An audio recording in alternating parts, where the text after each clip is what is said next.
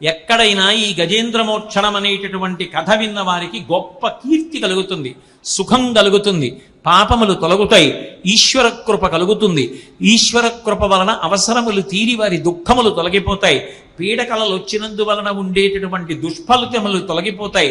ప్రతిరోజు ఈ గజేంద్ర మోక్షణాన్ని తలుచుకుని జీవితాన్ని జాగ్రత్తగా మలుచుకోవాలని తాపత్రయం పొందినటువంటి వారికి మోక్షము అరిచేతిలో ఉసిరికాయగా భాసిస్తుంది.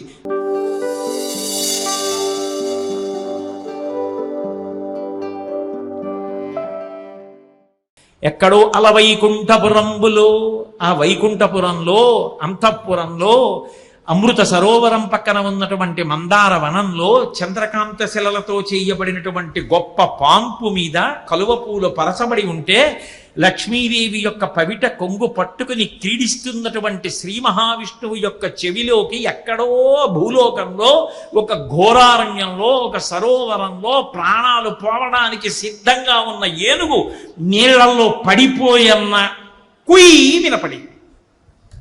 అది మైక్లో అన్న కుయ్యి కాదు, అంటే శరణాగతి యొక్క శక్తి అది.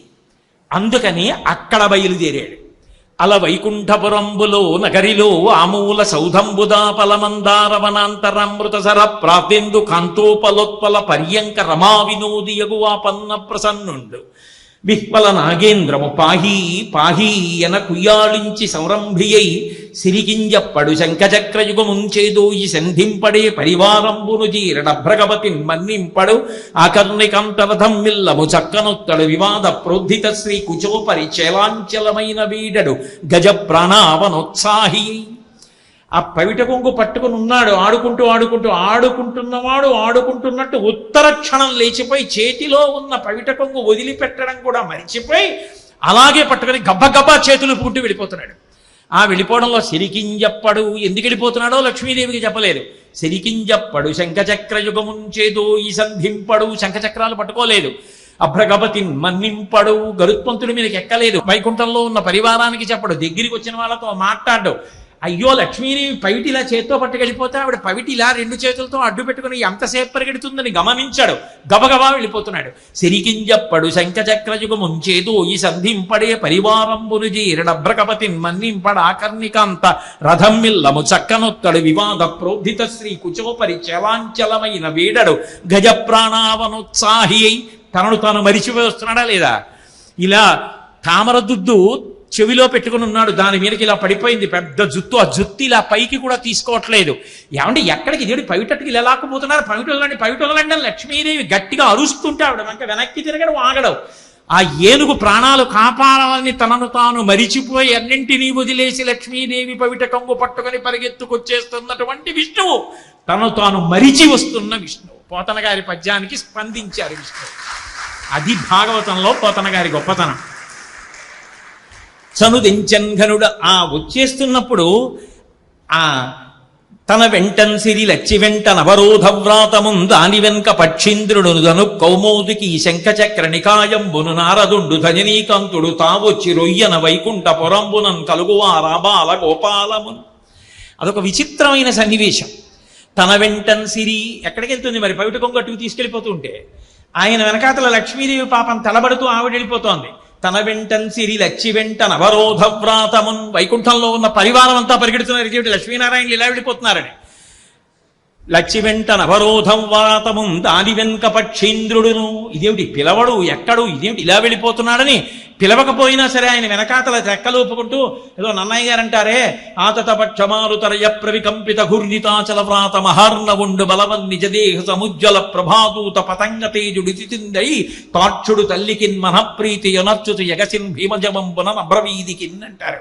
అలా రెక్కలల్లారుస్తూ గరుత్మంతుడు వెళ్ళిపోతున్నాడు. తన వెంటన్ సిరి లచ్చి వెంట నవరోధ వ్రాతమున్ దాని వెనుక పక్షీంద్రుడును నారదుండు భజనీకాంతుడు. ఓహో నారదుడు వచ్చేస్తున్నాడు, ఆ వెనకాతల విశ్వక్సేనుడు వచ్చేస్తున్నాడు, శంఖం వచ్చేస్తోంది, చక్రం వచ్చేస్తోంది, గద వచ్చేస్తోంది, పద్మం వచ్చేస్తోంది. వైకుంఠపురంబునన్ కలుగువా రాబాల గోపాలమున్, వైకుంఠంలో ఒక్కళ్ళేడు ఆబాల గోపాలంతో కలిపి పెద్ద వరస కట్టేసి వెళ్ళిపోతున్నారు. వెళ్ళిపోతుంటే చూసింది లక్ష్మీదేవి, ఇది ఎక్కడి గొడవ, ఇలా వెళ్ళిపోతున్నాడు, పోనీ బానే ఉంది. తను వెంచేయుపదంబు పేర్కొనడ అనాథ స్త్రీ జనాలాపముల్ వినెనో మృత్యులు మృచ్చిరించెరో కలుల్ వేద ప్రపంచంబులం తనుజానీకము దేవతానగరిపై దండెత్తెనో భక్తులంగని ఈశ్వరుడేడి తెలుపుడని ధిక్కారించిరో దుర్జనుల్. ఆవిడ సర్వసాధారణంగా ఆయన అలా తనను తాను మరిచిపోయి వెళ్ళిపోయేటటువంటి సందర్భాలు ఏముంటాయో జ్ఞాపకం తెచ్చుకుని అలాంటిది ఏమైనా వచ్చిందా ఏమిటనుకుంటోందిట. తను వించేయుపథంబు పేర్కొననాథ స్త్రీ జనాలాపముల్ వినెనో. ఎక్కడైనా ద్రౌపదీదేవి లాంటిది హా ఆర్తత్రాణపరాయణ ఆపద్బాంధవ శరణు శరణందా ఏమి? లేకపోతే రాక్షసులు వచ్చి వేదాలు ఎత్తుకుపోతున్నారా? అమరావతి మీద దాడి జరుగుతోందా? ఎక్కడైనా పరమ భాగవతోత్తముడైన వాడిని రాక్షసులు నిలదీసి ఎక్కడున్నాడు భగవంతుడిని ప్రశ్న చేశారా? అటువంటి అప్పుడే ఇంత ఆర్తితో వెడతాడు. ఎక్కడైనా ఏమైనా ఇలా జరిగిందా ఏమి అనుకుంటోందిట. ఒక పక్క పవిట పట్టుకు వెళ్ళిపోతున్నాడు. ఇలా చెయ్యడ్డు పెట్టుకుని ఆవిడ నడుస్తోంది. వెనకాతల అంత పరివారం వస్తున్నారు. దగ్గరికి వెళ్ళడానికి భయం. అమ్మ అడుగమ్మా అడుగమ్మా అడుగమ్మా అంటారు. ఏమడుగుతుంది? అడుగుదామని ముందుకు ఎడదామంటే వినడు, వెళ్ళిపోతున్నాడు. గబగబా వెళ్ళడంలో అడుగుబడికి తడబడిపోతోంది. నిజంగా తల్లి పడినటువంటి బాధని పోతన గారు ఎంత అద్భుతంగా వర్ణించారంటే, నిటలాలకములంట నివురు ఝుమ్ ఝుమ్మని ముఖ సరోజము నిండము సురుదేంట్లు నలులనోపగజిల్క అలనల్ల చేరి నయోష్టబింబజ్యుతలుడిగిలునుకు సుఖములను దోల చిక్షుర్మీనములకు మందాకి నీ పాఠీన లోకమిగుచు నిన పంక్తులు దాటమీ తీగతో రాయ శంపాలతలుకం మింట శరణిగట్టు శంపలను గెలువ చక్రవాకంబులు కుచయుగంబును త్రావి తాకి కొవ్వు సూపు మెలత మొగులు పిరిది మెరుగుతీవయు పోలె జలదువర్ను వెనుక జనెడునప్పుడు అడిగెదనని కడుబడి జను అడిగిన తన మగడు నుడుబట నిన్నట ఎడగున్ బెడబెడ సిడిముడిదడబడ అడుగిడు నడుగిడదు చెడిమన్ అడుగిడునె డలన్. అడుగులు తడబడిపోతే ఎలా పడిపోతుందో డకారం పద్యంలో అలా తిరిగిపోయింది పోతన గారి. అడిగెదన నికడుబడి జను అడిగిన తన మగడు నుడుబడ నిన్నట ఎడగున్ బెడబెడ సిడిముడిదడబడ అడుగిడు నడుగిడదు జడిమన్ అడుగిడు నెడలన్.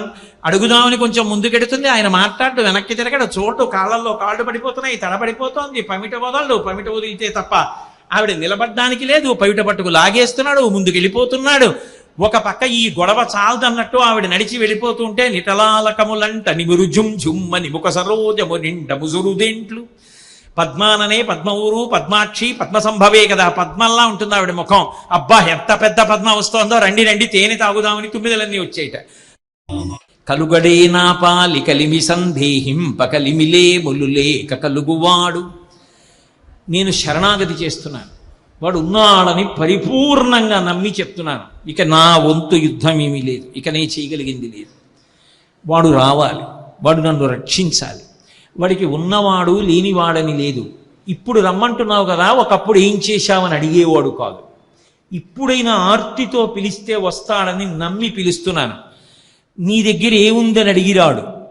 వృషద్విచిత్రతల్పయోర్ భుజంగముక్తికస్రజో గరిష్టరత్నలుష్టయో సుహృద్విపక్షపక్షయో తృణారవింద చక్షుషో ప్రజామహీ మహేంద్రయో సమప్రవర్తయన్ మన కదా సదాశివం భజే అంటారే, అలా ఆయన సమప్రవృత్తి కలిగినటువంటి వాడు. కాబట్టి కలుగడే నా పాలి కలిమి సందేహింప కలిమిలే ములులేక కలుగువాడు. నా కడ్డబడరాడి నలిన సాధువుల చేబడెడి సాధువుల కడ్డుబడుడెవాడు. సాధుపురుషులైనటువంటి వారికి ఆపద వచ్చినప్పుడు వారు ఎలుగెత్తి అరిచి పిలిస్తే పరిగెత్తుకొచ్చేవాడు. శరణాగతి చేస్తే వచ్చేవాడని చెప్పబడిన వాడెవరున్నాడో వాడు వచ్చి నన్ను రక్షించాలి అంటూ, చూడడే నా పాటు చూపుల చూడక చూచువారల కృప చూచువాడు. ఆర్తితో ఆయన ఉన్నాడని నమ్మి చూస్తూ నిలబడిన వారి కోసం రక్షించడం కోసం పరుగు పరుగున వచ్చే లక్షణమున్నవాడు రావాలి. అంతేకాదు మొరలిరుంగుచు తన్ను మొరగువాడు. ఇక్కడ పడింది పెద్ద ఇబ్బంది. ఆ వచ్చినప్పుడు ఇన్నాళ్ళు నేనేం చేశానని అడగడన్న విషయం రూఢం. కానీ పోతన గారి ఏనుగు చేసిన శరణాగతిలో ఇక్కడ వచ్చేసింది తేడా. అక్కడ అంది, లీలతో నామ రాలింపడే మొరగుల మొరలిరుంగుచు తన్ను మొరగువాడు. నేను శరణాగతి చేసి పిలుస్తున్నాను కాబట్టి తనను తాను మరిచిపోయి రావాలి. ప్రహ్లాదుడి కోసం వచ్చినట్టు ఇందుగలడు అందులేడని సందేహం వలదు చక్రి సర్వోపగతుండెంతెందు వెతకి చూచిన అందందేగలడు దానవగ్రని వింటి అంటే ఈ నీళ్లలోంచో చేపలోంచో కప్పలోంచో పీతలోంచో గట్టులోంచో మట్టిలోంచో పుట్టలోంచో వస్తే నేను ఒప్పుకోను. ఎక్కడి నుంచో రావాలి. నేను ఎంత బాధపడినా నమ్మకంతో పిలిస్తున్నందుకు తనను తాను మరిచిపోయి రావాలి. అని అఖిల రూపముల్ తన రూపమైనవాడు వినడే చూడడే తలపడే వెగరాడే. అటువంటి వాడు వినడా, చూడడా, నన్ను నా గురించి స్మరించడా, పరిగెత్తు రాడా, రావాలి. నేను శరణాగతి చేస్తున్నాను, ప్రాణాలు పోతున్నాయి, నమ్మి నా ప్రయత్నం వదిలేసి పిలుస్తున్నాను. లావొక్కింతయు లేదు ధైర్యము విలోలంబయ్యే, ప్రాణంబుల ఠావుల్ తప్పెను మూర్ఛ వచ్చే, తనువుండసెన్ శ్రమం వయ్యడిన్ నీవే తప్ప ఇతప్పరం బెరుగ, మన్నింపందగున్ దీనునిన్ రావే ఈశ్వర కావవే వరద సంరక్షింపు భద్రాత్మక అన్నాడు.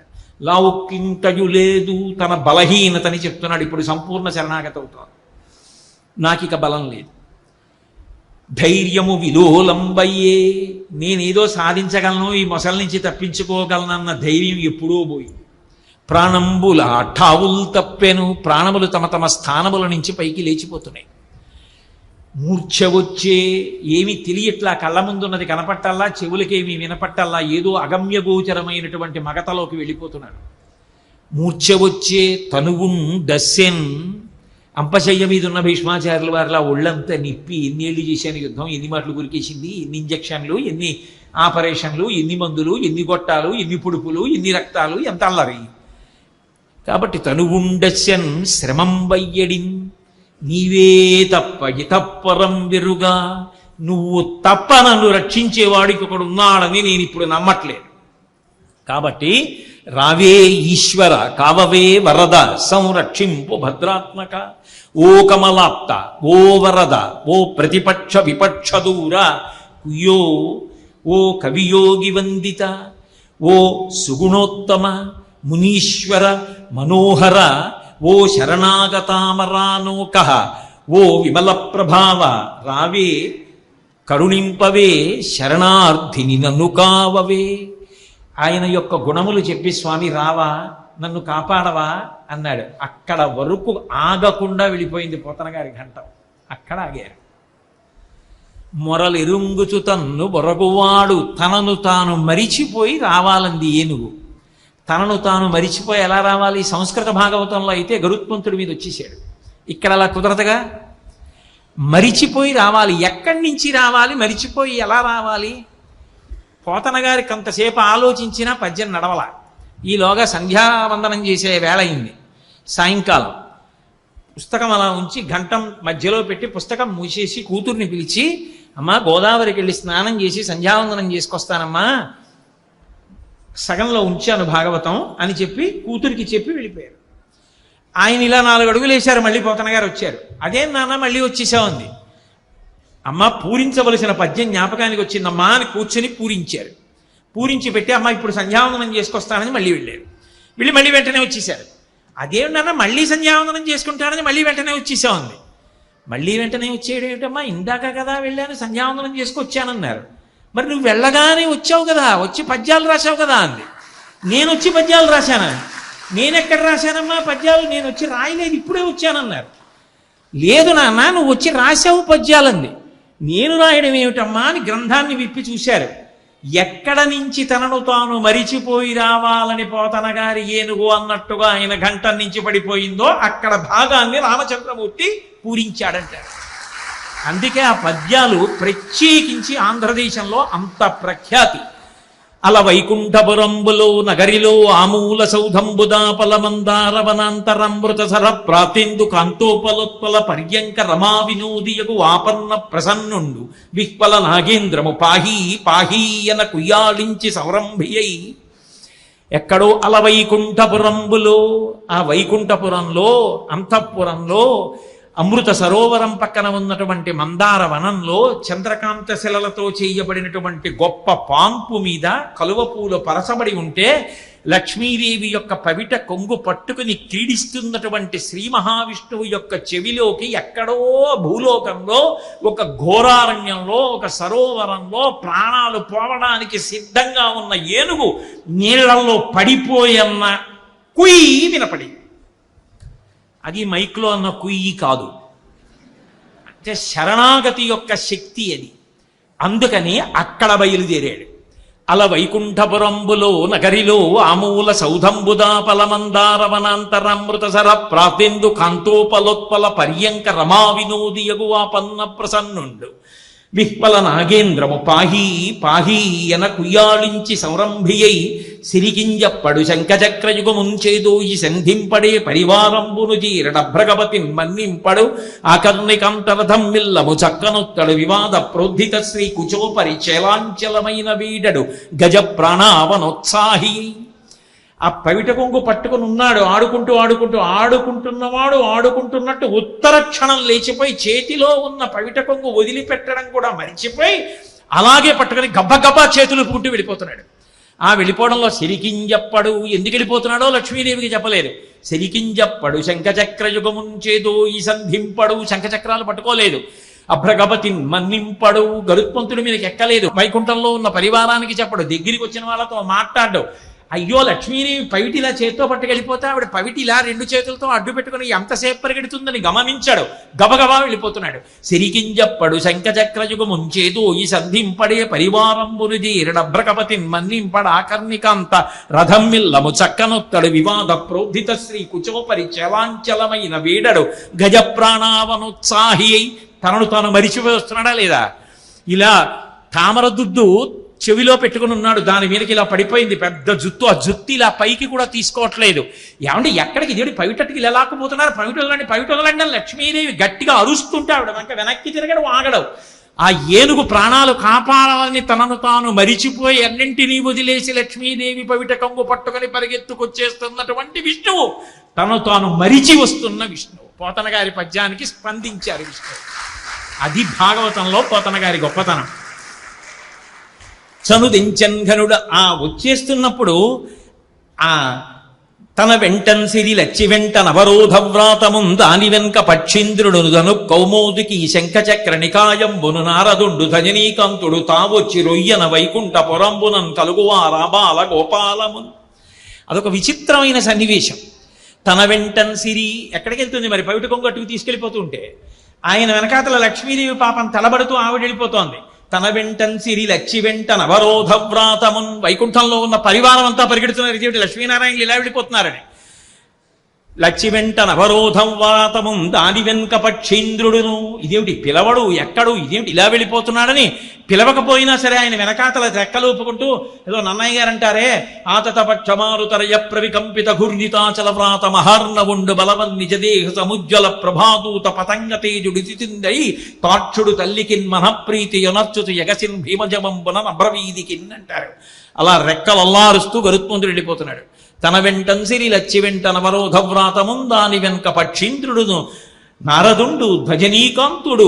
ఓహో నారదుడు వచ్చేస్తున్నాడు, ఆ వెనకాతల విశ్వక్సేనుడు వచ్చేస్తున్నాడు, శంఖం వచ్చేస్తోంది, చక్రం వచ్చేస్తోంది, గద వచ్చేస్తోంది, పద్మం వచ్చేస్తోంది. వైకుంఠపురంబునన్ కలుగువా రాబాల గోపాలమున్, వైకుంఠంలో ఒక్కళ్ళేడు ఆబాల గోపాలంతో కలిపి పెద్ద వరస కట్టేసి వెళ్ళిపోతున్నాడు.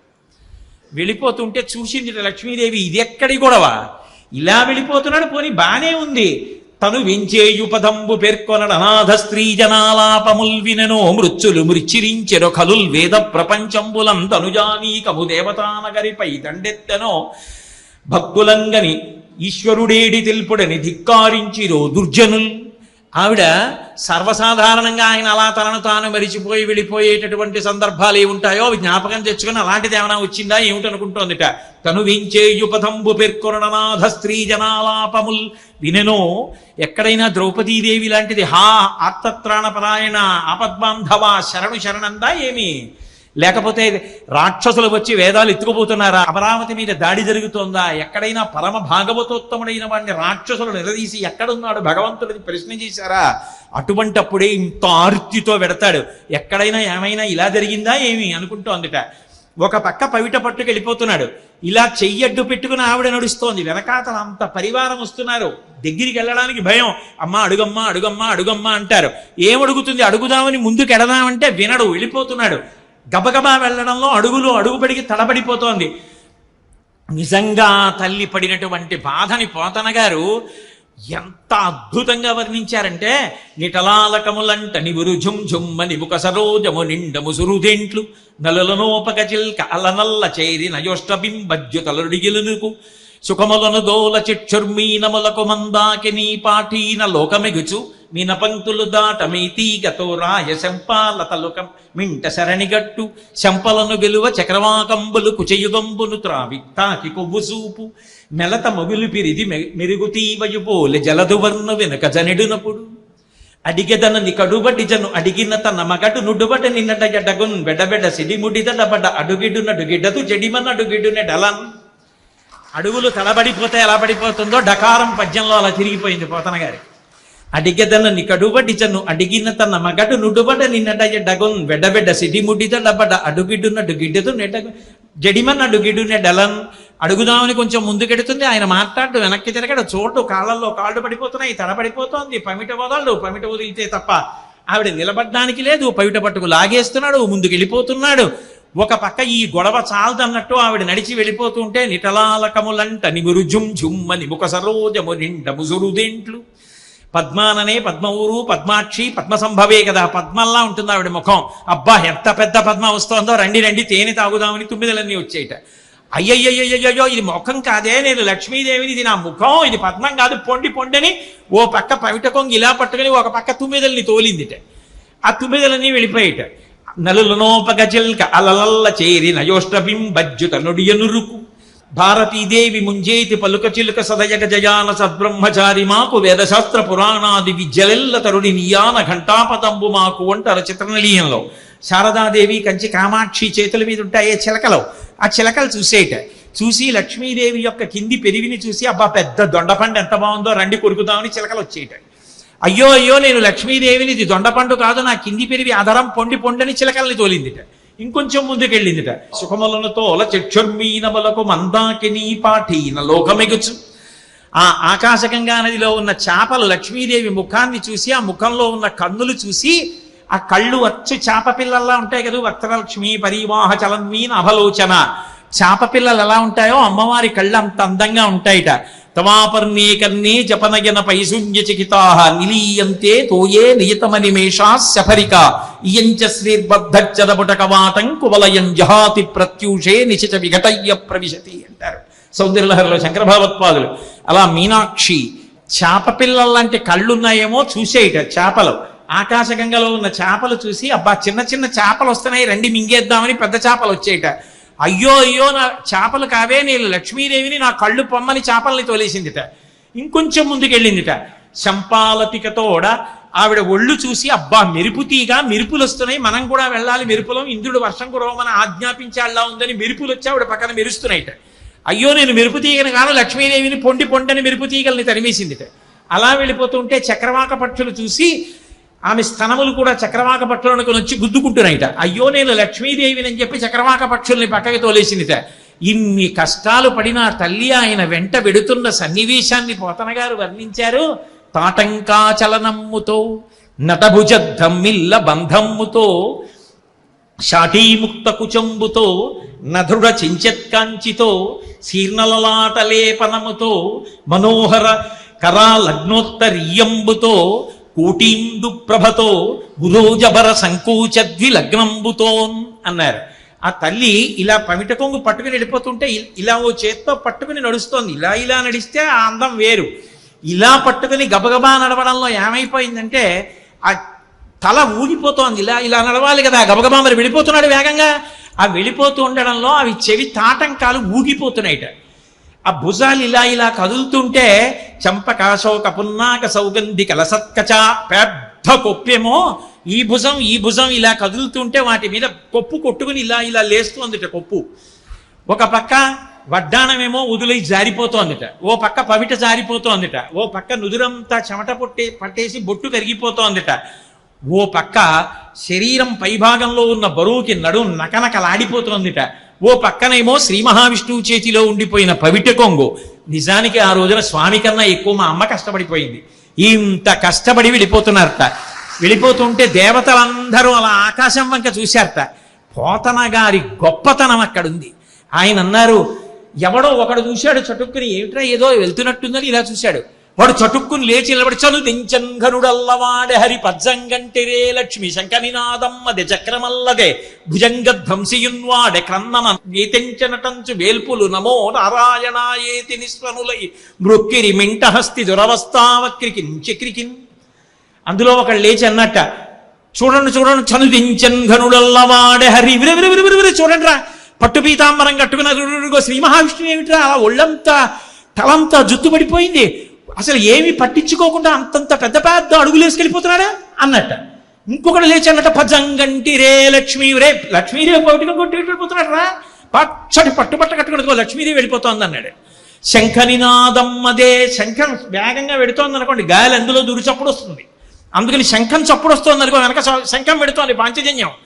చక్రమల్లదే, అదిగో వెనకాతల సుదర్శన చక్రం తనంత తాను పెడుతోంది, ఆయన పట్టుకోలేదు, ఇది ఎక్కడ విచిత్రం.